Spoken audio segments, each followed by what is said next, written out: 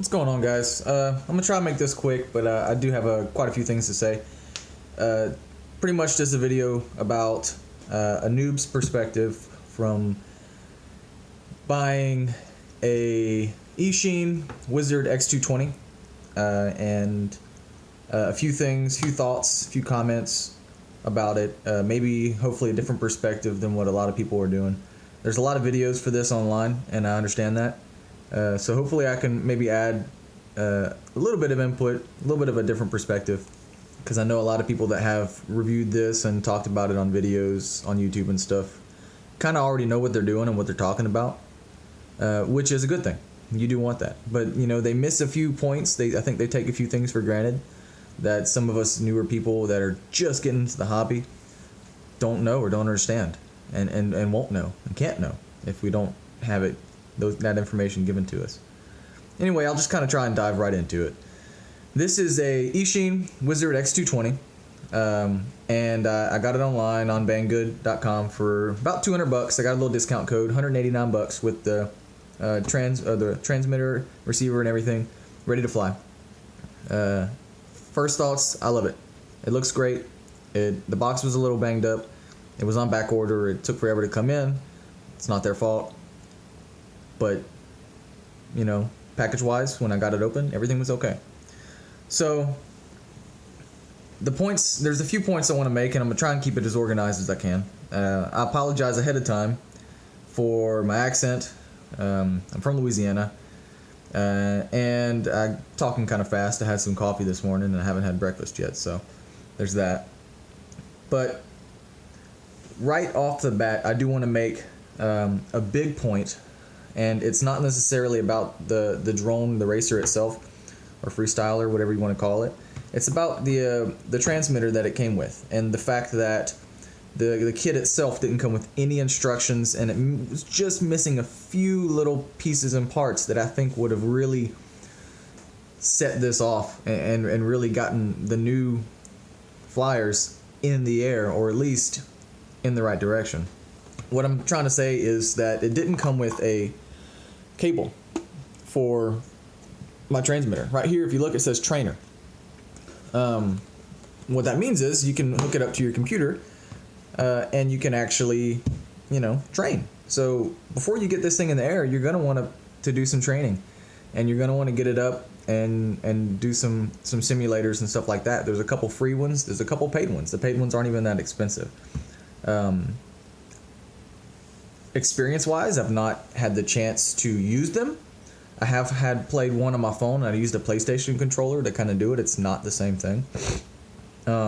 Because this kit did not come with the cable for this transmitter. And that's not even necessarily the problem. The problem is that there's no information anywhere that I could find ahead of time because, one, I'm not asking the right questions because I don't know what to ask. I don't know what to look for when I'm getting into this hobby because I'm a first-timer. And a lot of people that are going to be buying this might be a first-timer. It's marketed to a first-timer. It comes with a transmitter. If you're not, you've probably already got one. So I didn't know I needed a cable for this. Maybe if they had just said, hey, by the way, it doesn't come with a trainer cable, I'd have been like, whoa, what's a cable for my receiver or my transmitter? I have no idea what that is. I would have looked it up. I would have bought it. It's online, banggood.com for like $3. No big deal. Now I got to order one and wait, and it just sucks. You know, I want to get training. I want to get in the air and everything. So, but moving on from that, I did get this in the air, and I'm trying to figure out which order I want to say this. So, before I get into the flight of this thing, I do want to say that the fact that it didn't come with any instructions led to me a very frustrating day of trying to find information online and contact people that have their own drones to figure out how to even start the thing. I mean, I plugged it in and it beeped and lights came on, and I turned my transmitter on, and then I'm like, well, now what? So then, you know, and the little bit of futile research that I did, I figured I had to bind my receiver to my transmitter, and I'm like, well, crap, I can't do that because I don't have a binding plug, and I don't have a power source for my receiver, and all kind of mess. So eventually, hours later, somebody finally messaged me back saying, hey, it should already be bound. And I'm like, okay, well, duh, that makes sense. It's ready to fly. But, you know, it's not flying. What's going on? And just kind of gets into the point I was trying to make earlier, where a lot of these videos online are made from experienced people. And they take for granted the fact that I don't even know what arming means. Like, you have to arm your drone, and there's no instructions that come with it. And, you know, out of the hundreds of videos I've watched, nobody says, okay, guys, so you plug it in, and then you got to arm it, which means you do this. It's just not existent. With this drone, I was lucky. After hours of freaking frustration and research, I made a new friend online. He told me that how he arms his drone, which is you turn it on, all the switches are up, and then you put your throttle down and to the right a second or two. Some lights will blink in here, and it's armed.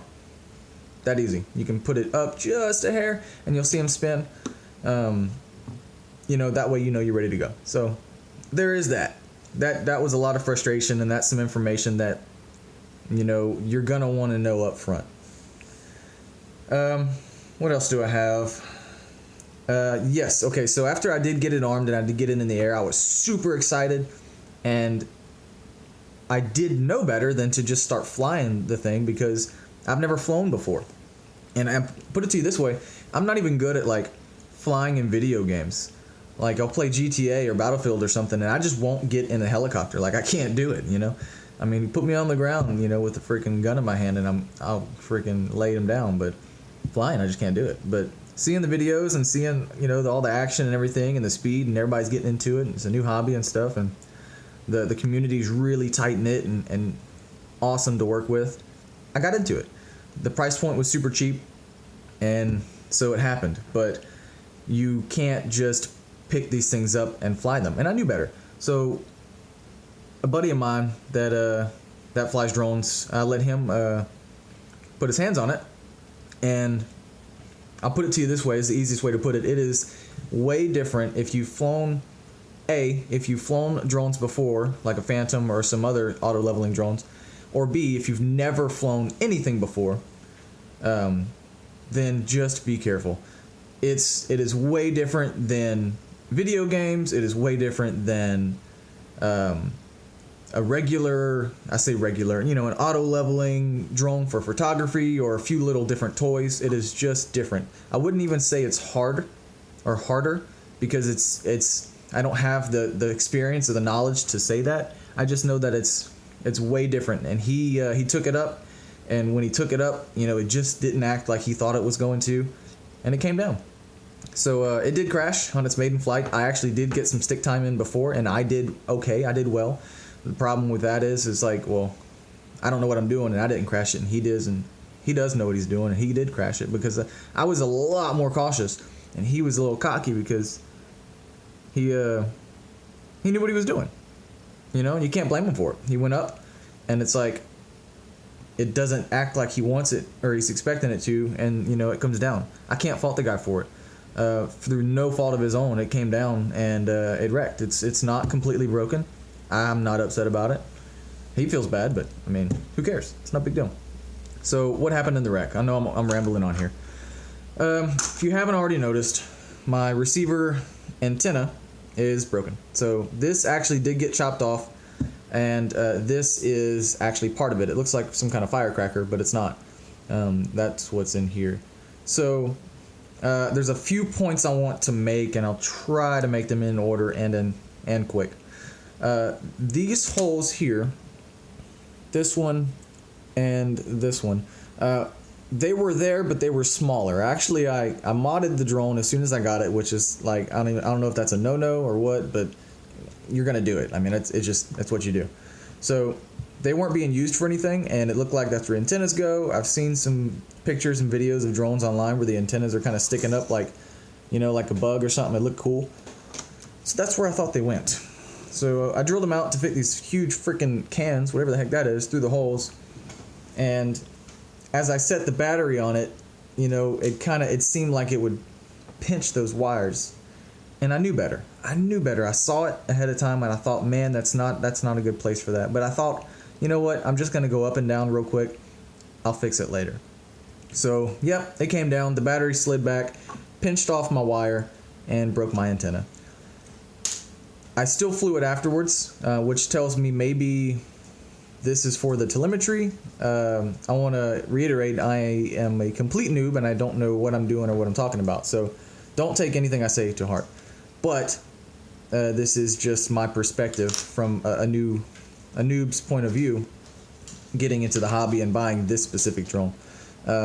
So I actually unscrewed the shroud, took this off. This is my receiver. And the antenna, I want to point this out because I was going to order some more. Don't quick attach, and that's probably not the right word for it, but they do have some antenna that will attach to your board quickly, and you can just detach and reattach. They don't do that. I was informed by a buddy of mine online that he can solder them, so I can order those, cut them off from the quick attach ones, cut that attachment off, and then he'll solder them on. Don't try and do it yourself unless you really do know what you're doing, because there is a inner antenna and then like a shroud that also has a shielding that has to be soldered separately. You know, whatever. But moving on from that, that's an easy fix. I can order like 10 of these antennas for like $10, and then I'll try and maybe reattach this little firecracker on there. I don't know what that does. I don't know. So moving on from that, what else broke in the crash besides my hopes and dreams? The 5.8 gigahertz spectrum transmitter thing for the video. Okay, so this is the antenna that it comes with. I've seen like a bunch of videos, they just chunk it and get a better one. I guess that's what I'll do. But this piece here, I would call this, I guess, the male piece that goes into the 90, actually came off. So not unsoldered from the board, but came out, and the pin was exposed and bent. I was worried, you know. I thought, shoot, you know, what am I gonna do? It sucks, and I didn't know what I was gonna do. But we inspected it and we looked at it and we just kind of shoved that back in there, and it looks okay. You know, it doesn't come back out. I don't understand how it was even in there very well to begin with, if that's the case. But I will say this: I don't have FPV goggles to test it.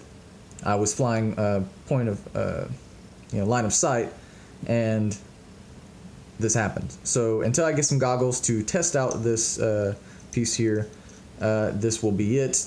You can get one of these things for like 20 something, $30 online. No big deal. I mean, that's the beauty of this hobby, is that the parts are so freaking cheap, unless you're like some kind of, I don't know, person that gets like the most expensive pieces of everything, even though that you can get less expensive parts that do the same thing. So that's what also broke on my drone during the maiden flight. And I'd pretty much say that was it. But I want to mention a couple things. Like with this, the way it was mounted is actually in here, and then pops up through this grommet here. You want to tighten that antenna on pretty well, and you never want to plug in your drone without the antenna actually screwed on. And I would say that's almost common. Sorry about my dogs, they're running around. I would say that's almost common knowledge, because a lot of videos tell you that, so that's really important. But the way this sits in there, I would actually go and put some double stick tape, some foam double stick tape, a couple layers on top of this right here, and then stick it up onto that frame piece there, with it coming through that grommet. And the reason is when it came down, man, it shook a lot. It took a lot of vibrations, and that foam's going to dampen a lot of those vibrations.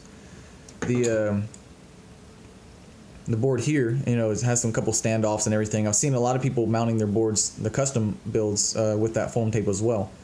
This one, I can't do much with that right now, but that's what I would do to that too. So there's that.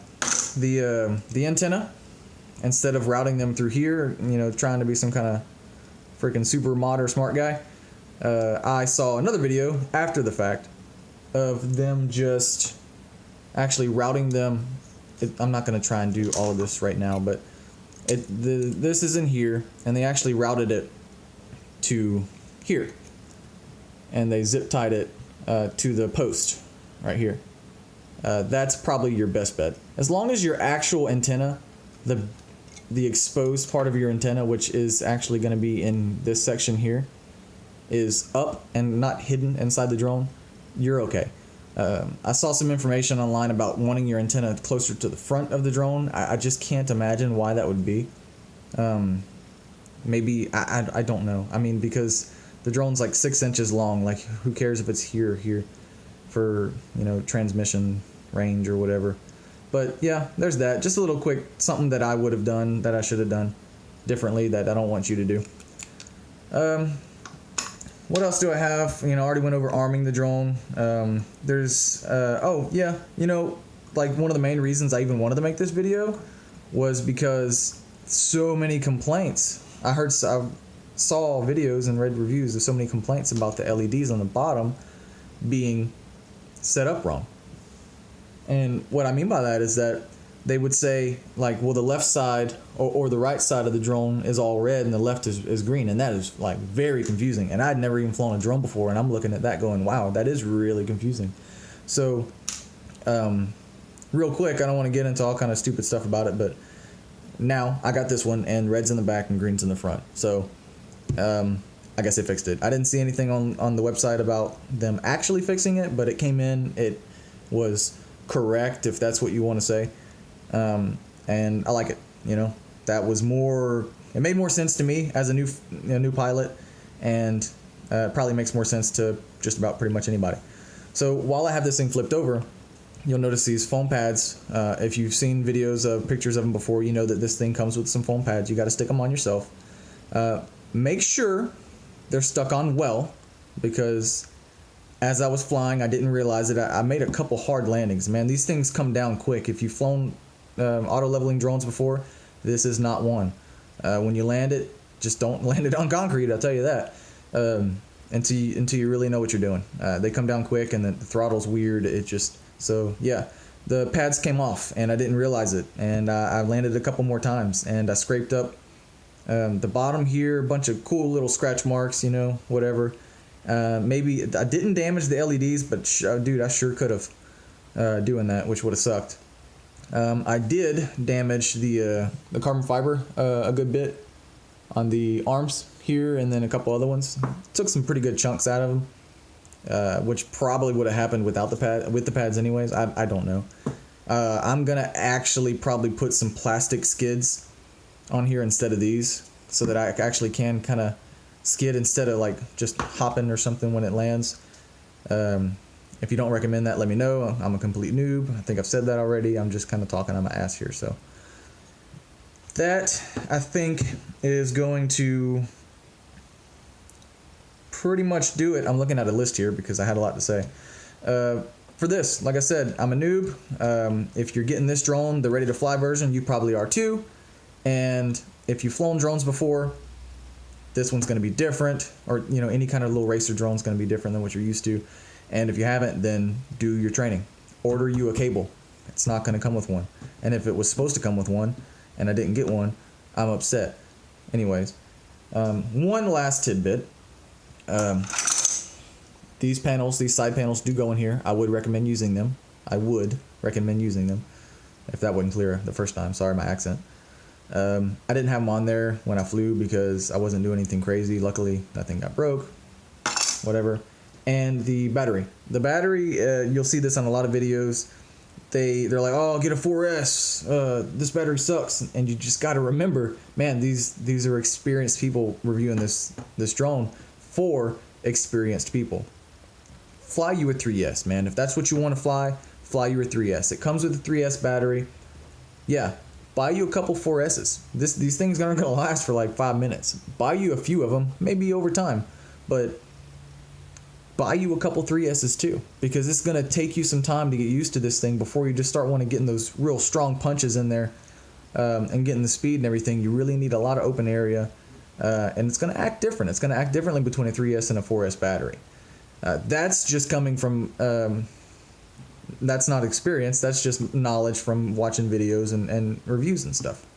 So, but, you know, my personal opinion, fly you with some 3S batteries. Don't fall into the hype with the 4S and everything. You're just getting into the hobby. Get you a few more 3Ss. I will say this, the battery that comes with it, it's charging right now, but I can show you, is a 25C. I don't know what that means, but there are higher numbers, and they say to get the higher numbers, and I think that's, I don't know. I think it's like it lasts longer or something. Pretty much this is like a low-end battery. So when you're buying more batteries, get you a couple 3S's, get a higher C rating there. I don't know what number, and maybe a better charger, because ahead it's, you know, you're gonna want to get some 4S batteries later. This one won't do it. This one doesn't test your batteries. Invest in a better charger. So there's that. Anyway, guys, sorry if this was like completely unbearable, or I don't know, my accent was driving you crazy, or I don't know what the hell I'm talking about, or whatever. I'm not trying to do this to get famous or YouTube famous or any kind of crap or make money. I'm just doing this to help out some people, because it was really frustrating for me at first trying to get this up in the air and get everything together and everything. And, you know, if I can help somebody out, then awesome. So, you know, if you want to like and subscribe, that's cool. Getting into the hobby, I'll probably be uploading a few more videos. I'm going to do a custom build, 100% custom, when I actually learn how to fly this mofo. And I know that I can keep one in the air, then yeah, I'll do that. Anyways, see you guys later, and happy flying.